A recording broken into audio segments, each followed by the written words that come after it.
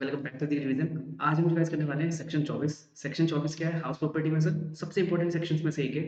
आप इसमें दो पार्ट जानते हैं, 30% ऑफ एनएवी आप सभी को पता है। दूसरा पार्ट आता है interest on borrowing capital. Sir ये भी सभी को पता है, बट इसमें कहीं ना कहीं हम गलती कर देते हैं। सर इसमें गलती नहीं करनी है। इसमें हम क्या सीखने वाले हैं सर? इसमें रिवीजन कर रहे हैं, थोड़ा फास्ट होगा। रिवीजन में दो बातें हैं सर। आप सब जानते हैं ना, इसमें दो लिमिट्स होते हैं, 2 लाख रुपए या 30,000 रुपए। सर हम हमेशा ही कंफ्यूज होते हैं कि 2 लाख कब और 3,30,000 रुपये कब। एक तो हम इस पे क्लैरिटी लेते हैं। सेकंड है सर कंपटीशन। इसको हम कंपटीशन हमें कैसे करनी है। ओके, तो कहीं ना कहीं आप गलती कहाँ करते हैं? कंपटीशन पार्ट में गलती करते हैं, और कई बार आप गलती करते हैं लिमिट जस्टिफाई करने में। लिमिट 2 लाख आनी है या 30,000 रुपये आनी है। तो सर इसके लिए हम समझते हैं बेसिक फंडा। आप इस चार्ट से इज़िली आइडेंटिफ़ाई कर पाएँगे 30,000 कब लेना है और 2 लाख रुपए कब लेना है। तो सर सबसे सिंपल है, लेट आउट प्रॉपर्टी होती है ना, तो लेट आउट में कोई टेंशन नहीं होती। लेट आउट में हमेशा 100% आपको इंटरेस्ट ना अलाउ होता है, चाहे वो 10 लाख हो, चाहे 50 लाख हो, चाहे 2 करोड़ रुपए हो, डज़न्ट मैटर। लेट आउट में कभी भी कोई लिमिट नहीं है। बात आती है sir self occupied. Self occupied में क्या करना है सर? सेल्फ ऑक्यूपाइड में आप देखेंगे सर, सेल्फ ऑक्यूपाइड में ना जो आपने आप देखिए आपने लोन लिया है। आपने लोन किस लिए लिया है? आपने लोन लिया है हाउस प्रॉपर्टी को, या तो आप कंस्ट्रक्ट करवाना चाहते हैं, आप नया बनवाना चाहते हैं ना अपना हाउस, या आपने कोई परचेज़ करना चाहते हैं, ठीक है? जिसे हम एक्विजिशन बोल देते हैं। यदि आपने ये 2 पर्पज़ के लिए लोन लिया है ना, और उसके लिए आप बोरोइंग कॉस्ट इंकर कर रहे हैं, तो निश्चिंत होके आप उसपे 2 लाख पे ट्रेस करेंगे। आप क्या करेंगे? 2 लाख, ठीक है? अब हम इसको ऐसे समझते हैं, 30,000 कब है? सबसे पहले हम ये क्लैरिफ़ाइड कर लेते हैं ना, 30,000 कब है? तो सर यदि आपने लोन लिया है ना, रिपेयर, रिन्यूअल, रिकंस्ट्रक्शन, और भी नाम दे सकते हैं। यदि आपने इन आइटम्स के लिए लोन लिया है ना, तो आपने 2 लाख पे जाना ही नहीं है। वो लिमिट 30,000 रुपए है, सिंपल। यहाँ मैक्सिमम लिमिट आपको कितना मिलने वाली है? 30,000 रुपए मिलने वाली है।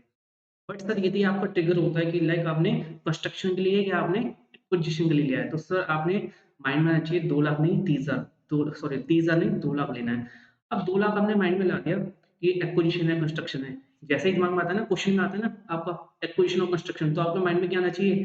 सेल्फ ऑक्यूपाइड है, एक्विजिशन और कंस्ट्रक्शन है, तो आपने क्या करना है? आपने सिर्फ 2 लाख रुपए माइंड में सोचना है। अब सर 2 लाख से नीचे पढ़ते हैं, तो 2 लाख में क्या करना है? यदि वो लोन देख आपने लोन देखना है, यदि तो वो लोन आपने 1 अप्रैल 1999 से पहले लिया था, तो 2 लाख को भूल जाइए। आप वापस से 3,000 पे 30,000 पे आ जाएँगे।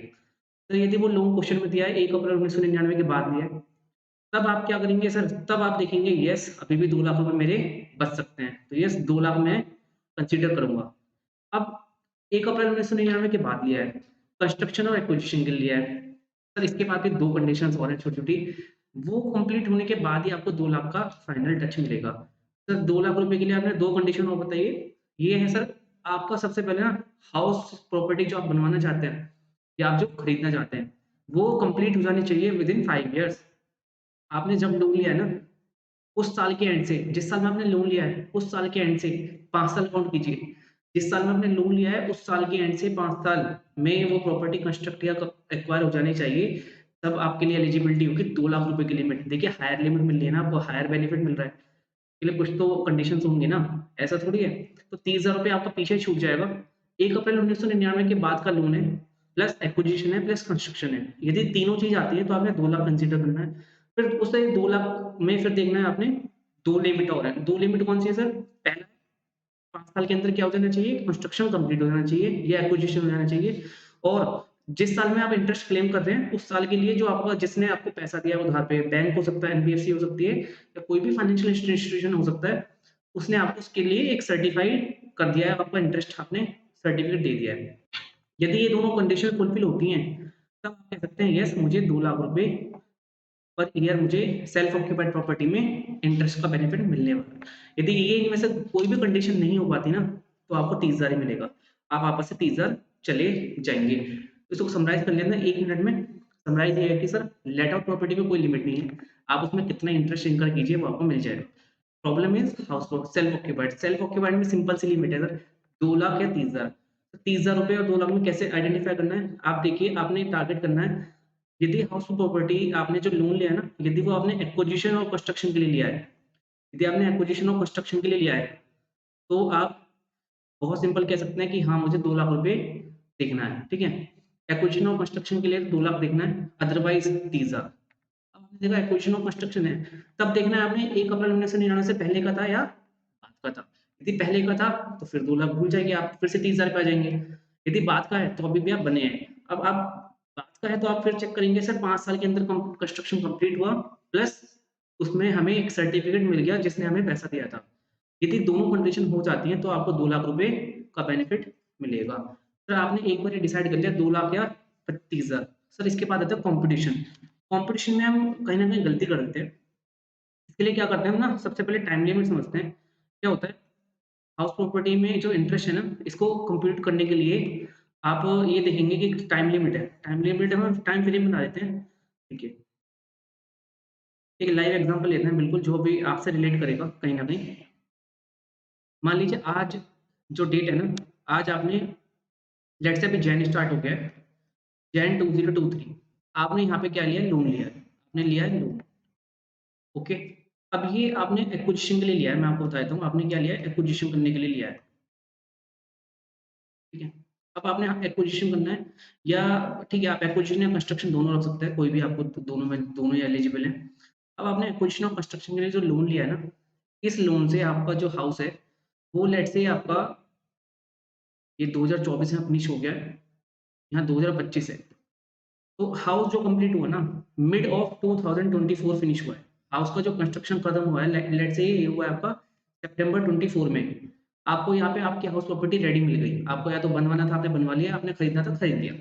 तो सितंबर 24 में आपको हाउस रेडीमेड आपको अवेलेबल है। तो सर ये जो पीरियड कहलाता है, जब आपने लोन लिया जनवरी 23, अभी चल रहा है जनवरी 23, जनवरी 23 से 2024 का मिड दैट इज़ सितंबर, जब आपका तो ये कहलाता है प्री कंस्ट्रक्शन पीरियड नहीं।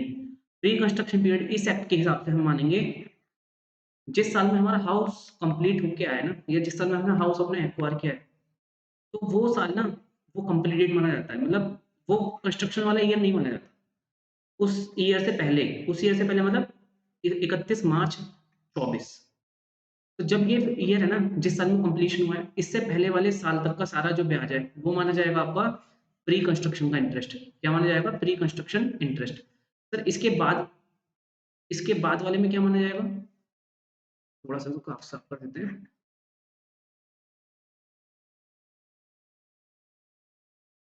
ठीक है। आपका जो प्री कंस्ट्रक्शन का इंटरेस्ट है मार्च 24 तक का माना जाएगा। इसके बाद आपका यहाँ 31 मार्च 25 आ जाएगा। इस तरह से आपका ईयर ऑन ईयर 31 मार्च 26 आएगा एंड देन 7 आएगा, 27। ओके।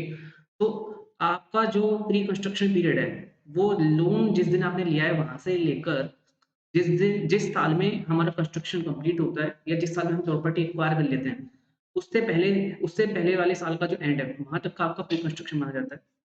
हमें इसकी डिडक्शन लेनी होती है, ठीक है? हमें इस पीरियड की डिडक्शन लेनी होती है अपने आईटीआर में। तो सर इसे बोलते हैं प्री कंस्ट्रक्शन इंटरेस्ट। ओके, इसको कैसे लेते हैं देखते हैं।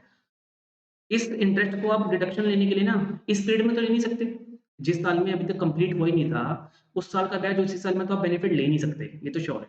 अब आपने ये लेना है नेक्स्ट ईयर्स में। सर नेक्स्ट ईयर कब लेना है? इसको सिंपल 5 ईयर्स में डिवाइड कर देना। 5 इंस्टॉलमेंट में इसकी हमें बेनिफिट मिलने वाला है। 5 इंस्टॉलमेंट में सर 5 इंस्टॉलमेंट में मिल तो जाएगा, बट सर उसको स्टार्ट कहाँ से करें? पहला साल कौन-सा माना जाएगा? वो साल जिस साल में कंस्ट्रक्शन हुआ था या उससे नेक्स्ट ईयर से स्टार्ट करना है? तो ये जो 5 साल है ना, इसका पहला साल वही साल माना जाएगा जिस साल में कंस्ट्रक्शन हुआ था। Like 24-25 will be the first year और उसके बाद के 4 साल। इस तरह से आप इसको 5 इंस्टॉलमेंट में डिवाइड कर देंगे। अब आता है सर हमने लोन तो यहाँ लिया था ना, तो लोन का तो इंटरेस्ट मेरा हर साल अपने आप में भी बन रहा है ना। ये तो प्री कंस्ट्रक्शन हो गया। इस साल का जो अपना इंटरेस्ट है, इस साल का जो अपना इंटरेस्ट है उसे कब क्लेम करूँगा? उसको इसी साल में करोगे। इस साल का जो अपना इंटरेस्ट है उसको कब क्लेम करूँगा सर मैं? इसको इसी साल में करोगे। और इसी तरह से आप रेस्पेक्टिव ईयर में जब तक आप अपनी कैपिटल बोरो जो की थी आपने उसे रीपे नहीं कर देते, तब तक आप अपना इंटरेस्ट इसमें क्लेम करते जाएँगे। ठीक है? तो इस तरह से हमें इसे रिवाइज़ करना है। 2 लाख और 30,000 रुपए को बहुत ध्यान से समझना है। इसमें 2 लाख और 30,000 में सबसे मेन कंडीशन ना क्वेश्चन में गलती होती है। रिपेयर, मेंटेनेंस या रिनोवेशन, रिकंस्ट्रक्शन इस तरह के वर्डिंग्स आते हैं ना, आप कंफ्यूज़ नहीं होना, वो सिर्फ 30,000 में फॉल करेंगे। एक्विजिशन होना चाहिए, प्रॉपर्टी खरीदना चाहते हो आप या आपने प्रॉपर्टी बनवाना चाहते हो। यदि इन दोनों में से कोई भी काम है ना, तब आप 2 लाख की तरफ बढ़िए और उसमें बढ़ेंगे तो आप देखेंगे 1 अप्रैल 99 के बाद है, नेचुरली अभी जो क्वेश्चंस बन रहे हैं, उनमें आप देखेंगे लेटेस्ट में तो लोन 1 अप्रैल के बाद ही है ना, तो वहाँ 2 लाख आपका फिट बैठता है। फिर इसमें 2 कंडीशन चेक करनी है आपने, कंस्ट्रक्शन 5 साल के अंदर होना ज़रूरी है, या आपने एक्विजिशन जो किया है 5 साल के अंदर होना ज़रूरी है।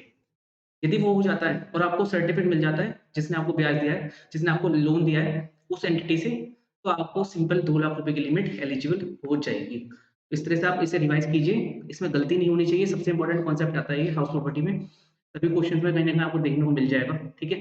तो इस तरह से आपने ये से रिवाइज़ किया। इसके अलावा यदि आपको कोई कॉन्सेप्ट लगता है, जो आपको लगता है कोई टफ है या आपको कोई क्लैरिटी चाहिए, तो डेफ़िनिटली आप मुझे कमेंट सेक्शन में बता सकते हैं एंड इसको हम डेफ़िनिटली नेक्स्ट वीडियो में रिवाइज़ करेंगे। तब तक के लिए गुड बाय।